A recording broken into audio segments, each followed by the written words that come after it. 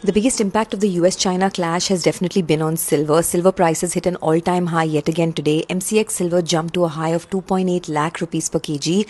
Now China is using silver as an economic weapon. China controls 70% of silver that big tech, AI and solar power across the world desperately need. And now Beijing is locking the gates. On the 1st of January, China's new export licensing regime took effect.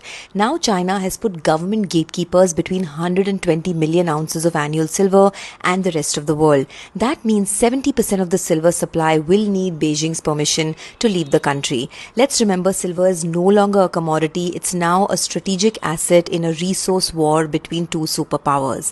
Every solar panel, every EV, every data center needs silver, and China is weaponizing silver as a subtle message to every Western manufacturer. You want to build the energy future, you need to negotiate with Beijing. Copper and zinc listed stocks have also been surging. Hindustan Zinc is at a fresh 52-week high as we speak.